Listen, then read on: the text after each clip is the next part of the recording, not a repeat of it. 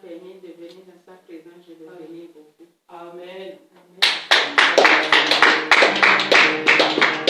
Il est très important que lorsque nous avons, en tant que chrétiens, que lorsque nous sommes malades, il est très important que nous prenions aussi les médicaments qui nous sont prescrits par nos médecins. Amen. C'est très important. C'est vrai que les médicaments soignent et que c'est Jésus, notre Seigneur, qui guérit. Alléluia.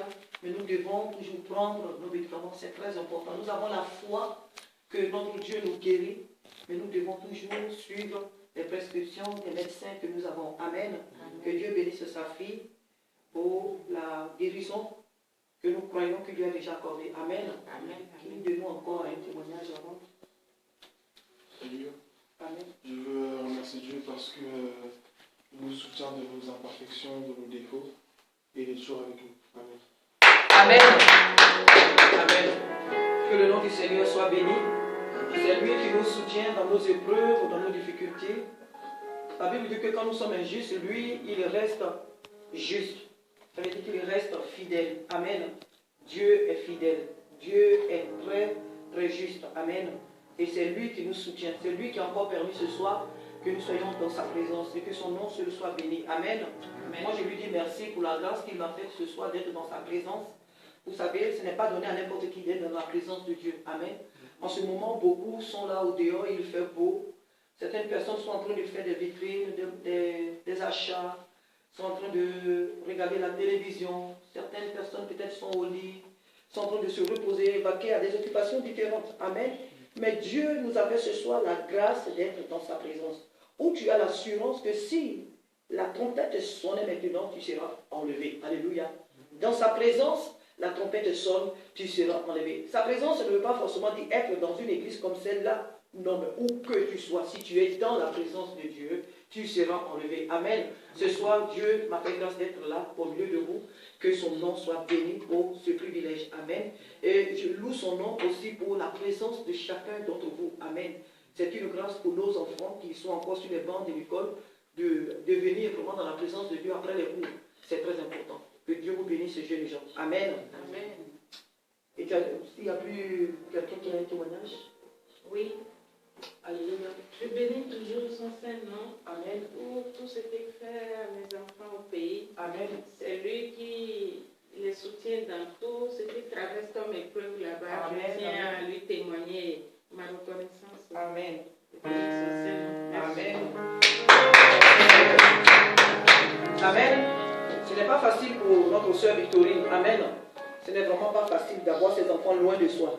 Pour une maman, c'est pas vraiment facile. Amen. Mais nous pouvons, l'Esprit de Dieu peut te rassurer, ma soeur, qu'il prend soin de ses enfants. Amen. Amen. Dieu s'occupe de tes enfants. Sois sans crainte. Le temps viendra où tu iras les voir. Amen. Et ce jour-là, tu le témoigneras encore. Amen. Amen. Oui. Mais Dieu prend soin de, ne t'inquiète pas. Dieu prend soin de ses enfants. Il veille sur eux. Amen. Que son nom soit béni pour tout ce qu'il fait dans la vie de ses enfants. Non seulement pour notre soeur, mais aussi les enfants là-bas qui ont besoin de leur maman. Amen. Dieu prend soin d'eux. Que son nom soit béni pour tout ce qu'il fait. Amen. Je vais, s'il y a plus de témoignages, je vais demander à quelqu'un de remercier le Seigneur pour ces quelques témoignages que chacun de nous vient de lui témoigner. Amen. Un volontaire, priez pour ces témoignages. Pour ces témoignages. Vous savez, chaque jour de notre vie, nous avons un témoignage. Je le dis souvent, n'attendons pas que des événements, je ne sais pas si on peut les appeler des événements spéciaux ou je ne sais pas quoi, pour que nous venions rendre témoignage. Le fait même que tu as accepté Jésus comme ton Seigneur et Sauveur, c'est un témoignage. Le fait que chaque jour tu aies la paix en toi, la santé, même si ton corps physique là, même si ta chair souffre, mais que tu aies Jésus dans ta vie comme ton Seigneur et ton Sauveur, c'est un témoignage. Alléluia. Car beaucoup de personnes ne l'ont pas. Alléluia. Beaucoup de personnes n'ont pas Jésus dans leur vie. Même nous, nous avons Jésus. Et lorsque nous traversons des moments difficiles, nous savons sur qui compter. Amen. C'est un témoignage. Que son nom soit béni ce soir. Frères et sœurs, sans plus tarder, nous allons... ce soir, nous ne pouvons pas nous séparer sans toutefois méditer la parole de Dieu. Nous allons ouvrir nos livres dans le livre de 1 Samuel. 1 Samuel chapitre 4. Alléluia. 1 Samuel chapitre 4, à partir du verset 1 jusqu'au verset 11. Et je demanderai à la sœur Victorine d'Élie, si possible. Alléluia. Il faut que dans la présence de Dieu, chacun de nous soit impliqué. Alléluia. C'est vrai qu'à l'étude biblique, c'est très important quand on fait une étude biblique que chacun de nous soit vraiment impliqué. Mais aujourd'hui, nous n'en sommes pas là encore. Amen. Mais vraiment dans la présence de Dieu, chacun de nous doit vraiment s'impliquer. Certaines personnes doivent faire la lecture. Ce n'est pas pour rien que ici, les hommes de Dieu qui passent là demandent à ce que quelques-uns d'entre nous lisent les passages bibliques qui nous sont donnés. Il faut que nous participons au culte. Alléluia. C'est très important. Ne restons pas hors de tout ce qui se passe dans la présence de Dieu. Soyons impliqués. Alors je disais que nous allons lire dans le livre de 1 Samuel chapitre 4 à partir du verset 1 à 11.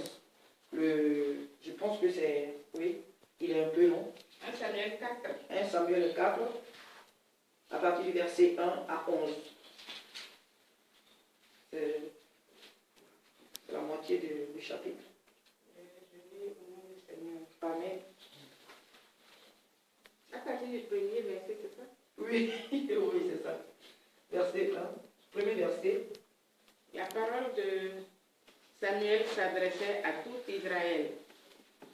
Israël sortit à la rencontre des Philistins pour combattre.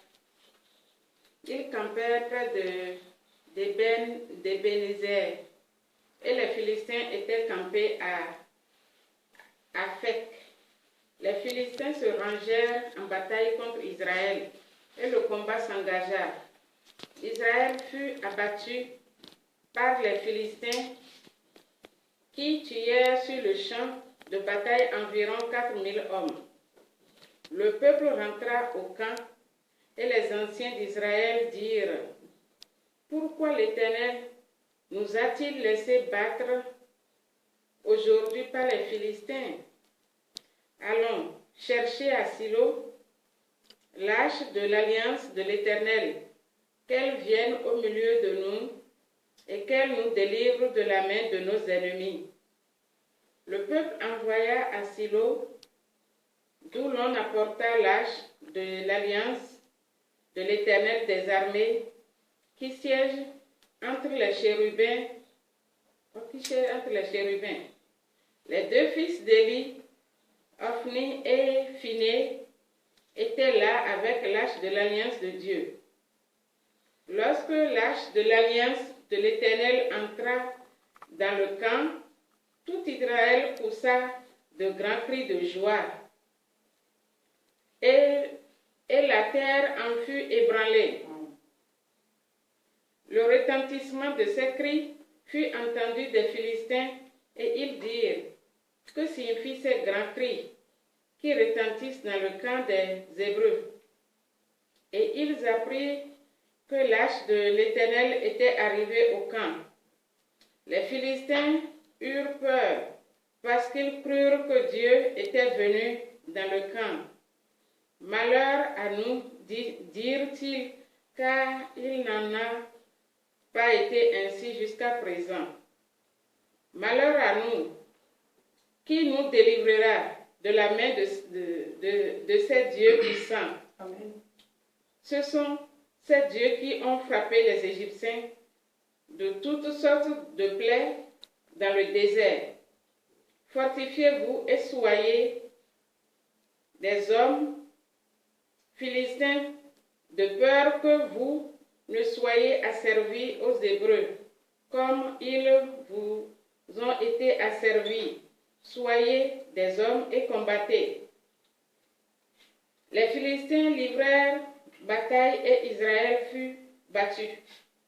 Chacun s'enfuit dans sa tente. La défaite fut très grande et il combat tout Israël, 30 000 hommes de pied. L'arche de Dieu fut prise et les deux fils d'Élie, Ophni et Phiné, moururent. Amen. Amen. Éternel notre Dieu, nous te bénissons. Ce soir, nous venons de lire le passage de 1 Samuel, chapitre 4, à partir du verset 1 à 11. Ce chapitre nous parle du peuple d'Israël et des Philistins. Alléluia. Le peuple philistin est ennemi d'Israël, du peuple d'Israël. Et nous avons vu dans toute l'histoire que ce peuple combattit Israël non pas de nombreuses fois. Alléluia. Et quand nous voyons la suite, nous verrons que ce peuple a à sa tête un homme qui était Goliath. Ce Goliath qui fut vaincu par le petit David dans le temps. Amen. Mais ce soir, ce n'est pas de ce Philistin que nous allons parler. Ici, il est question de l'arche de l'Éternel qui fut emportée par le peuple philistin. Amen. Mais quelque chose d'abord se passe. Et nous allons d'abord voir la position du peuple de Dieu. Nous voyons ici dans ce passage que le peuple de Dieu, c'est-à-dire le peuple d'Israël, se tint à Eben-Ezer. Alléluia. Eben-Ezer signifie tout simplement, selon ma petite recherche, Ebenezer signifie pierre du secours. Alléluia. La pierre du secours, où l'Éternel nous a secourus. Ebenezer fut instauré, si je peux dire, par Samuel, le serviteur de Dieu. La parole de Dieu nous dit, lorsque nous lisons dans 1 Samuel chapitre 7, je lis, 1 Samuel chapitre 7, verset 12, la parole de Dieu nous dit que Samuel prit une pierre qu'il plaça entre Mispa et Chêne, et il l'appela du nom d'Eben-Ezer en disant, jusqu'ici l'Éternel nous a secourus.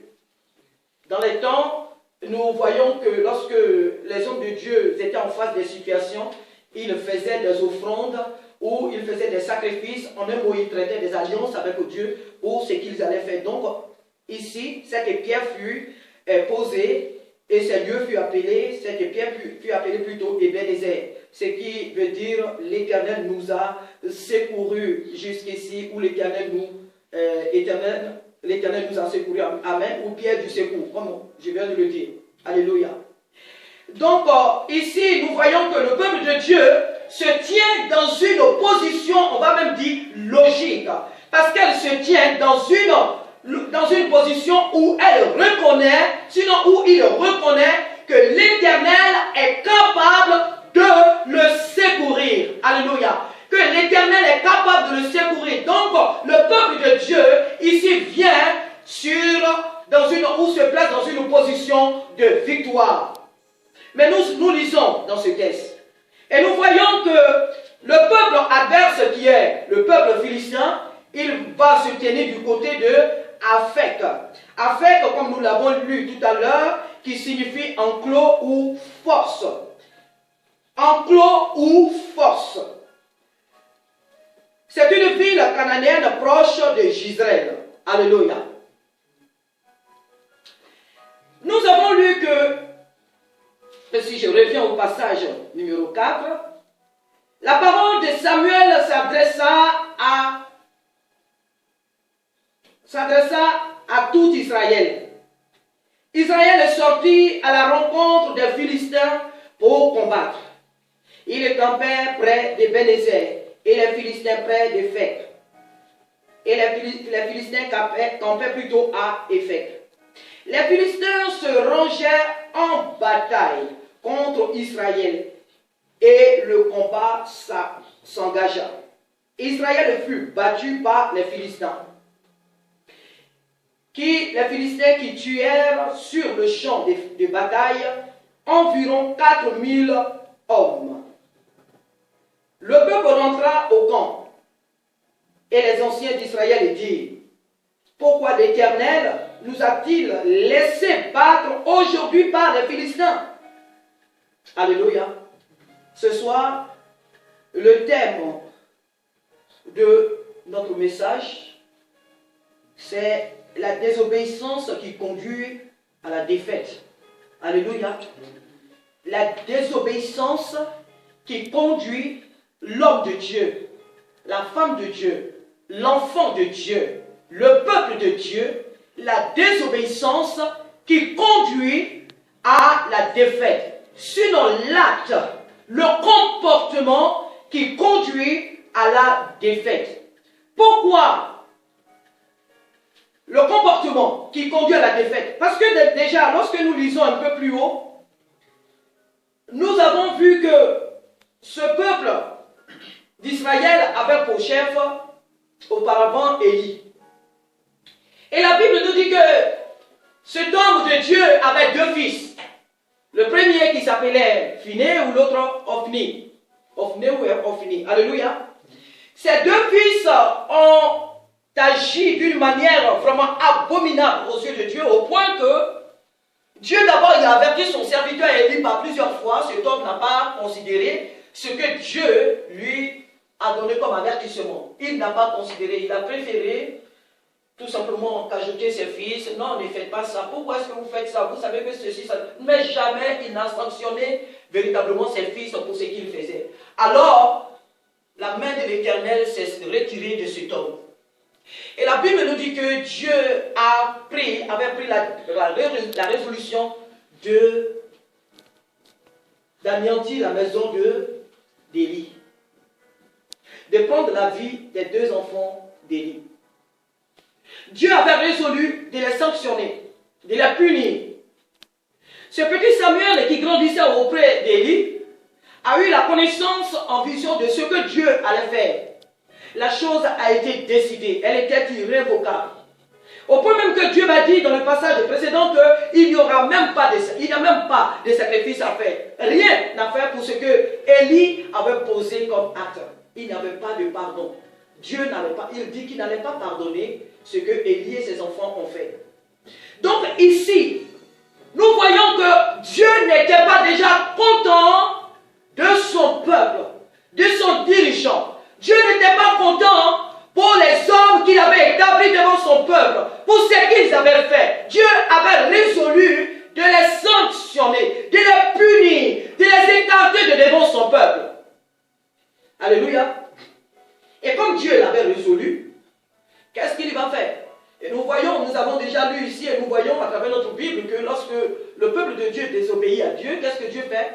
Dieu amène leurs ennemis à les dominer. Nous l'avons vu avec les Madianites, nous les voyons partout un peu dans la Bible. Ici, les Philistins qui ont opprimé les enfants d'Israël. Alléluia.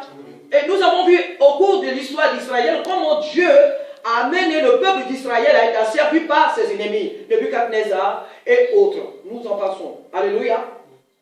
Ici, Dieu n'était pas content de son serviteur. Dieu l'avait déjà rejeté. Cette situation n'était pas encore réglée. Alléluia. Que Israël va rentrer en guerre avec les Philistins. Cette situation qui était là, Israël était déjà sorti du plan de Dieu.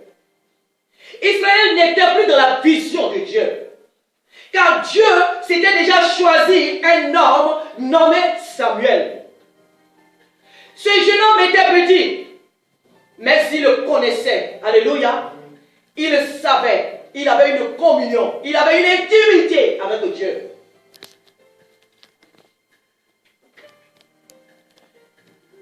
Élie n'a pas regretté ce que ses enfants ont fait. Ses enfants aussi n'ont pas cherché la face de Dieu. Alléluia. Et ils n'ont pas compris qu'on ne peut pas être victorieux lorsque nous sommes hors du plan de Dieu. Lorsque celui qui nous a envoyés, nous sommes en désaccord avec lui, on ne peut pas avoir du succès dans ce qu'on fait. Lorsque nous n'avons pas l'accord de celui qui nous a envoyés, c'est-à-dire de Dieu, on ne pourra jamais avoir la victoire dans ce que nous entreprenons. La maison d'Élie n'était pas en accord avec Dieu. Mais malgré tout cela, qu'est-ce qu'ils vont faire? La Bible nous dit que le peuple rentra au camp et les anciens d'Israël dirent: pourquoi l'Éternel nous a-t-il laissé battre aujourd'hui par les Philistins? Allons chercher à Silo l'arche de l'alliance de l'Éternel, qu'elle vienne au milieu de nous et qu'elle nous délivre de la main de nos ennemis. Alléluia. Ce n'est pas une bonne idée ça. Vous avez désobéi à la parole de Dieu. La parole de Dieu nous dit quelque part que Dieu ne met point dehors celui-là qui vient à lui. Alléluia. Il ne met point dehors celui-là qui vient ou celle qui vient à lui. Ils n'ont pas cherché la face de Dieu. Ils n'ont pas cherché à mettre de l'ordre dans leur maison. Mais ce qui les a préoccupés, c'est de prendre l'arche de l'Éternel pour aller en guerre. Mais nous voyons que un peu plus haut, Dieu m'a dit ceci, qu'il va faire quelque chose en Israël, une chose qui n'a jamais été, une chose que lui, Dieu, n'avait jamais faite. Alléluia. Depuis leur père, avant Élie, avant Samuel, avant eux, l'arche de l'Éternel, partout où elle a été, le peuple d'Israël a remporté la victoire. Chaque fois qu'ils ont pris l'arche au milieu d'eux, ils ont vaincu leurs ennemis. Mais ici, Dieu dit qu'il va faire quelque chose qui va leur aider. Alléluia, qui va les dépasser. Des choses qu'ils n'ont jamais vues. Donc Dieu savait déjà que le peuple d'Israël, dans cette situation de guerre avec les Philistins, ils allaient prendre son arche, ils allaient prendre l'arche pour aller combattre avec elle. Ils allaient prendre l'arche pour la placer au milieu d'eux. Ils allaient s'appuyer sur l'arche de l'Éternel, croyant qu'avec elle, ils allaient remporter la victoire. Ils allaient remporter la guerre. Alléluia. Mais souvent, c'est ce que nous faisons en tant que peuple de Dieu, en tant qu'enfant de Dieu. Souvent, notre vie ne sont pas en accord avec la parole de Dieu.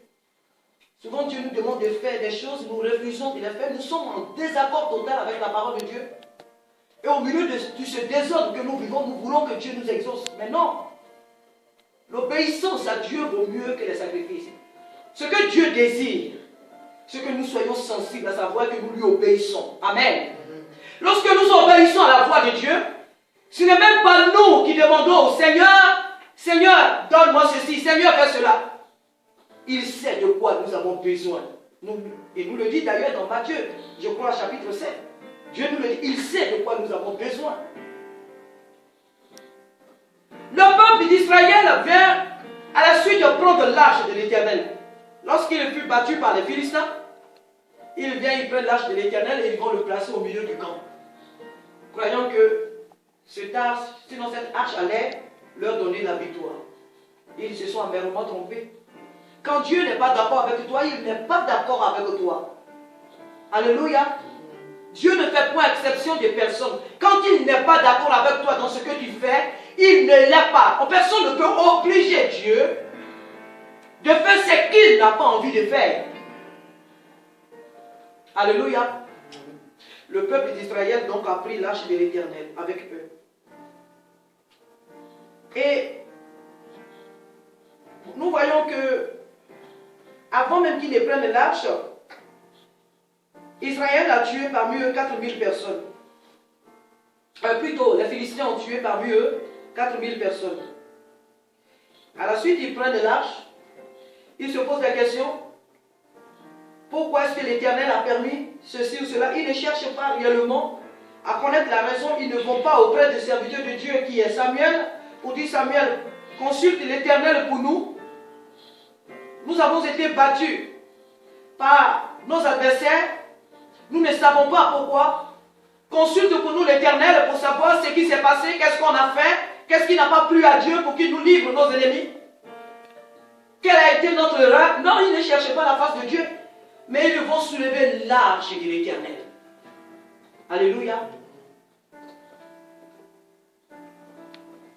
L'arche de l'Éternel. Et ils viennent la placer au milieu du camp.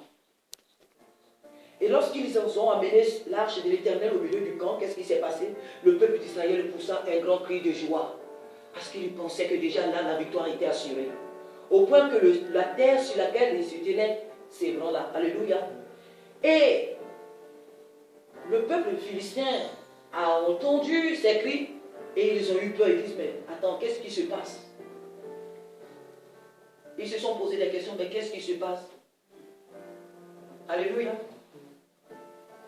Pour eux, ils ont entendu des cris de joie. Pour eux, ils ont entendu des cris de victoire. Mais l'homme de Dieu qui est Élie va entendre un tumulte.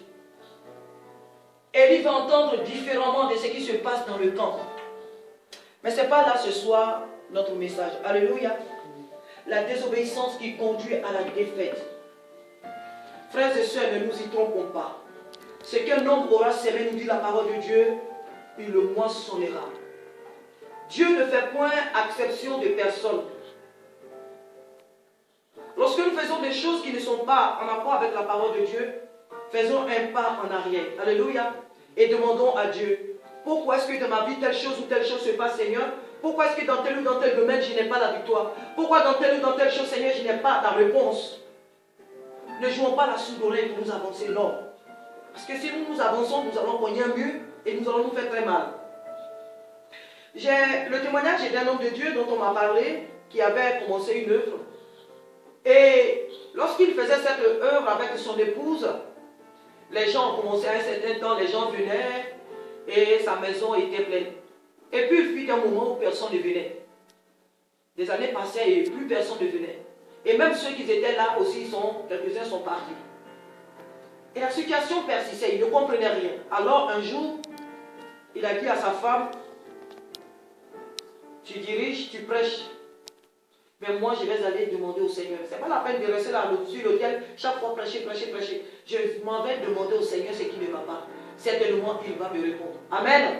Et l'homme de Dieu, effectivement, il s'est retiré dans la présence de Dieu et Dieu lui a fait connaître ce qui n'allait pas.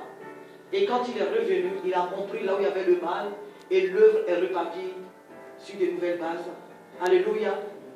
Et l'homme de Dieu a compris là où il y avait le mal. Nous, les enfants de Dieu, c'est vrai, c'est comme ça que nous faisons. Et c'est comme ça que nous devons faire.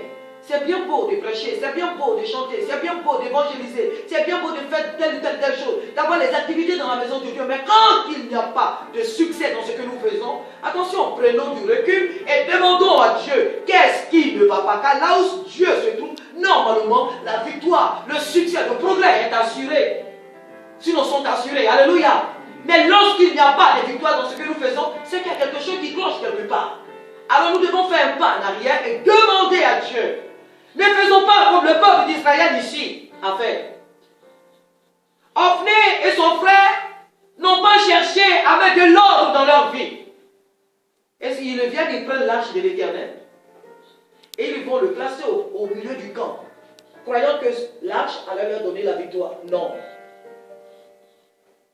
Alléluia. Au contraire, au lieu, à la place de la victoire, ils ont eu la défaite. Et nous voyons même qu'à la suite de tout ça, lorsque ils ont même envoyé l'arche, les Philistins même ont redoublé d'efforts. Amen. L'arche a redoublé d'efforts aux Philistins, au point même que la Bible nous dit au verset 10, les Philistins livraient bataille et Israël fut battu. Chacun s'enfuit dans sa tente. La défaite fut très grande et il tomba d'Israël 30 000 hommes de pied. Quelle humiliation. Avant l'arche, il va tomber 4 000. Et au moment où ils prennent l'arche au milieu d'eux, il tombe 30 000 personnes. Quelle contradiction. Est-ce que Dieu n'est pas puissant? Sinon, on n'est pas tout puissant? Si. Dieu est tout puissant. Mais on ne se moque pas de Dieu. Alléluia. On ne se moque pas de Dieu. Prenons au sérieux ce à quoi Dieu nous a appelés. Prenons au sérieux notre marche avec Dieu. On ne peut pas avoir la victoire dans la désobéissance. On ne peut pas avoir la victoire dans le péché. On ne peut pas avoir la victoire, la compassion. On ne peut pas avoir la sympathie, l'amitié de Dieu lorsque nous lui désobéissons. Amen. La parole de Dieu nous dit d'abord d'ailleurs que l'amitié de Dieu est pour ceux qui le craignent. Amen. Quand je prêche, j'aimerais très bien par la grâce de Dieu donner des versets et des versets à chaque parole que je donne. Mais nous ne sommes pas une étude biblique. Alléluia. À une étude biblique, on donne des passages. Telle parole à tel passage, telle parole à tel passage. Alléluia. À une étude biblique, on le fait. Mais ici, c'est une exhortation. Alléluia. Que Dieu nous bénisse ce soir, frères et sœurs. Que Dieu nous fortifie. Mais ici encore, nous pouvons voir que la pierre que Samuel a bâtie,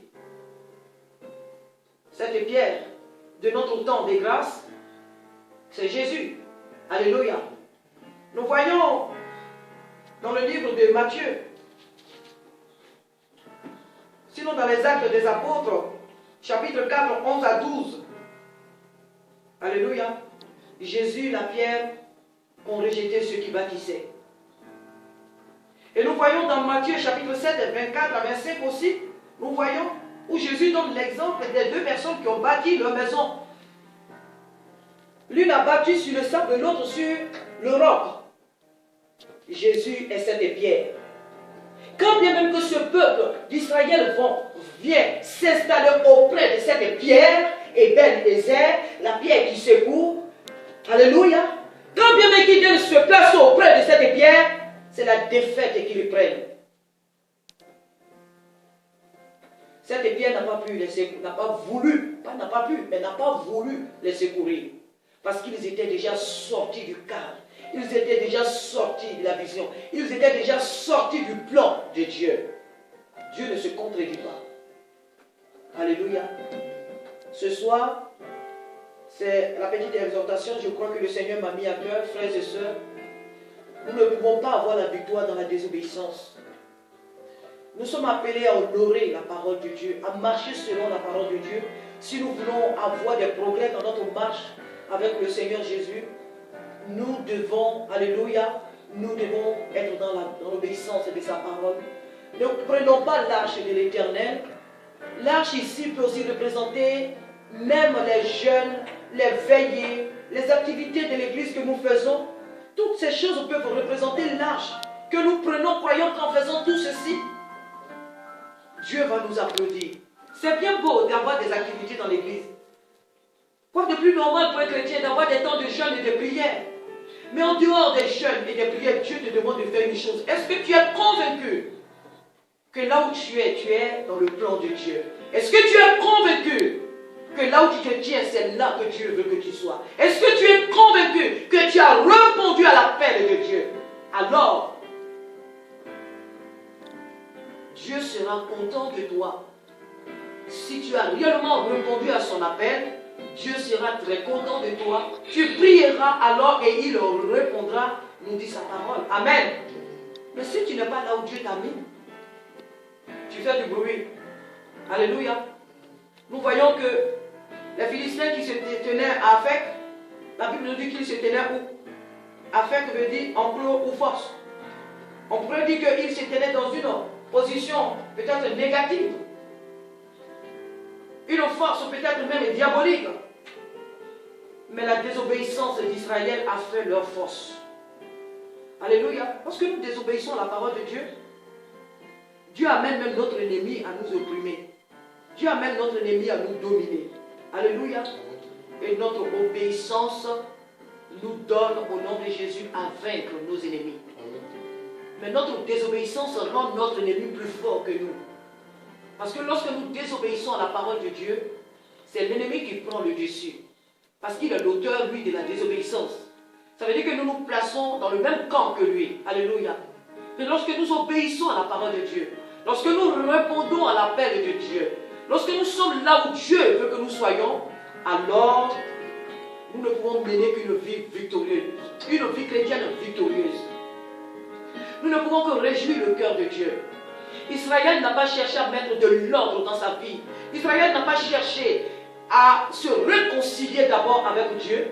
Mais s'ils sont partis, il est allé prendre l'arche de l'Éternel et il est venu s'appuyer sur l'arche. C'est bien beau de s'appuyer sur Jésus-Christ. Mais faisons attention à la manière dont nous nous appuyons sur lui. Faisons très attention à la manière dont nous le servons. Faisons beaucoup attention à la manière dont nous nous tenons dans la présence de Dieu. Que ce soit Dieu nous aide à être une église obéissante, des femmes, des jeunes gens, des hommes qui lui obéissent, qui marchent selon sa parole. Alléluia. Apprenons à écouter Dieu. Alors nous serons heureux. S'il y a des défaites dans notre vie, faisons un pas en arrière et rentrons dans la présence de Dieu. Demandons au Seigneur, il va nous répondre. Dieu est tellement simple. C'est nous qui croyons que Dieu est compliqué. Dieu est simple. Il va nous répondre. Mais si nous ne cherchons pas sa face, qu'est-ce qui va se passer? Il est là, il nous attend. Dieu nous attend. Alléluia. Que son nom soit béni ce soir pour ce message. Amen. J'ai dit certainement peu. Peut-être que ce que j'ai dit a été mélangé Mais s'il vous plaît, que chacun de nous retienne dans ce passage que la désobéissance est répandue, elle mène à la mort. Le salaire du péché, c'est quoi? C'est la mort. Et le don gratuit de Dieu, c'est la vie éternelle. Le peuple d'Israël n'avait jamais vu ça. Les Philistins n'avaient jamais vu ça. Depuis que le peuple d'Israël existe, avec l'arche de l'Éternel, ils ont toujours remporté des victoires. Ils ont toujours vaincu leurs ennemis. Une fois que le peuple d'Israël se tourne vers l'arche de l'Éternel, ils avaient la gloire de Dieu au milieu d'eux et sur eux. Mais, en ce temps, ce que nous venons de lire, Dieu n'a plus tenu compte de l'arche. Parce que si vous regardez à l'arche, l'obéissance à Dieu vaut mieux que les sacrifices. Vous rejetez celui-même qui est l'arche et vous prenez l'arche. Est-ce que l'homme peut soulever Dieu? Non, l'homme ne peut soulever Dieu. Vous refusez celui qui est l'auteur de l'arche. Vous partez chercher l'arche, mais vous refusez celui qui est l'auteur. Vous avez refusé de vous réconcilier avec l'arche. Mais vous voulez vous servir de l'arche pour vaincre vos ennemis? Non. Faisons beaucoup attention aux actes que nous posons dans la maison de Dieu. Que Dieu nous aide ce soir. Vraiment que Dieu nous aide à marcher selon sa parole. Alléluia. Que Dieu nous aide ce soir. Que Dieu nous aide ce soir. À nous réconcilier véritablement avec Dieu. Alléluia. La pierre peut toujours encore secourir. Cette pierre, c'est Jésus, Ebenezer. Cette pierre d'alliance peut encore nous secourir. Elle est prête à nous secourir. Elle est prête à nous protéger. Elle est prête à nous délivrer. Ésaïe 46. Cette pierre, elle est encore là pour nous secourir. Elle est encore là pour nous délivrer. Mais il faut savoir s'appuyer sur elle. Alléluia. Amen. Que Dieu nous aide ce soir. Amen. Que son nom soit béni pour tout ce qu'il fait, pour tout ce qu'il fera encore. Amen. Ce passage, j'aime souvent dire que les passages que nous lisons, vous savez, c'est des passages qui renferment beaucoup de thèmes. Beaucoup de messages. Alléluia. Mais le peu que le Seigneur m'a mis ce soir dans le cœur, à cœur plutôt, c'est ce que je puis dire.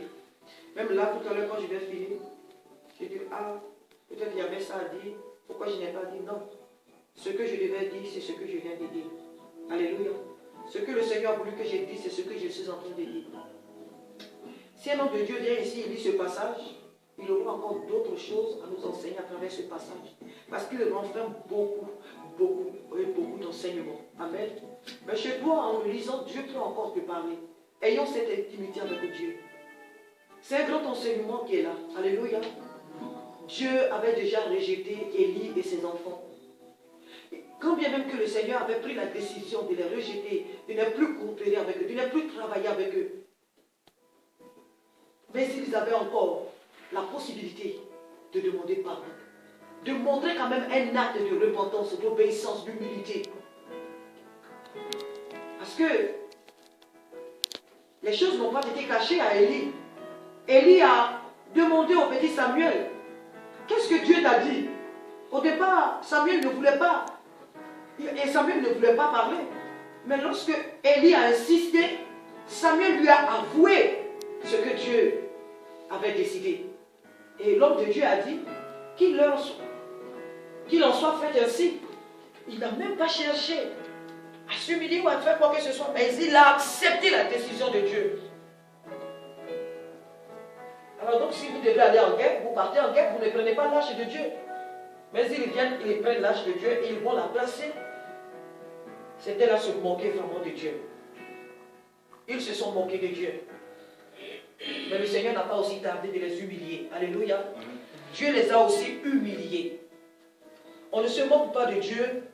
Ce qu'un homme aura sémé, il le moissonnera. Alléluia. Ils se sont moqués de Dieu en prenant l'arche. Élie savait que Dieu avait déjà rejeté sa maison. Élie savait déjà la décision de Dieu. Mais il a aussi laissé ses enfants venir prendre l'arche pour la mener au milieu du camp. C'était là se moquer de Dieu. Alors ils ont payé le prix de cette désobéissance, ils l'ont payé. Amen. Mais ce n'est pas là que le Seigneur veut en bénir ce soir avec nous. Et Bénézère, cette pierre qui secoue, cette pierre qui est Jésus-Christ de Nazareth en nos jours, sur cette pierre, nous devons chaque jour nous appuyer. Nous devons travailler en accord avec cette pierre qui est Jésus. Nous devons écouter cette pierre, nous devons lui obéir. Si elle nous dit de rester à gauche, nous devons rester à gauche. Si elle nous dit de rester à droite, nous devons rester à droite. Et ne pas être des personnes qui aiment paraître. On veut tout le temps paraître dans la maison de Dieu. On sait que ce qu'on fait, ce n'est pas bien. Mais il faut qu'on nous voie, il faut qu'on nous entende. Mais c'est moi aussi, il faut qu'on sache qui je suis. Il faut qu'on sache que moi aussi je suis là. Faisons attention. Faisons très attention. Parce que si Dieu ne t'a pas appelé, que tu fais des choses, tu n'iras nulle part. Tu n'auras même pas de succès. Si Dieu ne t'a pas appelé à faire quelque chose que tu t'efforces à la faire, tu n'auras pas de succès. Alléluia. Dieu ne nous choisit pas parce qu'on est grand, on est beau, on est belle, on est instruit, on est riche. Non. Dieu nous choisit parce que nous sommes son choix. Il le fait parce qu'il veut le faire. Parce que c'est son choix. Pourquoi et comment? C'est lui seul qui le sait. C'est Dieu qui choisit. Ne cherchons pas à apparaître dans la maison de Dieu. Laissons-nous conduire par le Saint-Esprit. Et que chacun de nous soit à sa place. Et que chacun de nous soit à sa place. Israël croyait être à sa place. Non, il n'était pas à sa place. Israël croyait que l'arche de Dieu le mettait dans une position légitime. Non, il n'avait pas le droit de prendre l'arche de Dieu et de s'appuyer sur elle, la placer là au milieu de ce camp. Israël n'avait pas le droit de faire ce qu'il avait fait. Ce n'était pas le moment. Ce n'était pas le moment. Ils ont désobéi à Dieu et ils l'ont payé au prix de leur vie. Alléluia. Amen. Mais notre Dieu est tellement bon. Notre Dieu nous aime et il est bon. C'est vrai qu'à nos jours, notre Dieu fait grâce, mais faisons attention. Dieu n'a pas changé. Il est aussi un feu dévorant. Il est amour, mais il est aussi un feu dévorant. Prenons garde. Et ne sèmons pas du désordre dans la maison de Dieu. Ne sèmons pas du désordre dans la maison de Dieu. Faisons très attention à ce que nous faisons dans la maison de Dieu. Prenons garde à tout acte que nous posons dans la maison de Dieu. Ayons la conviction que ce que nous faisons, Dieu nous a autorisé de le faire. Ayons la conviction que ce que nous faisons, nous avons l'accord, l'approbation de Dieu. Avant de nous engager. Ne faisons pas les choses par sentiment, par émotion. Sinon l'Esprit de Dieu va se retirer. Il va se mettre à l'écart. Et nous allons faire du bruit comme le peuple d'Israël. L'arche est arrivée, ils étaient contents. Et la Bible dit que la terre sur laquelle les lieux où ils se tenaient a tremblé. Mais les lieux ont tremblé alors. Les lieux ont tremblé. Même s'ils ont connu la défaite, la plus grande même de toute leur histoire. Ils ont connu une grande défaite.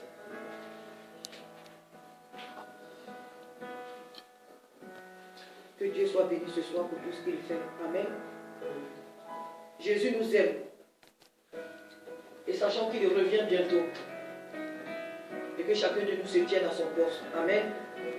Habakkuk dit, j'étais à mon poste et je veillais pour voir ce que l'Éternel me dirait.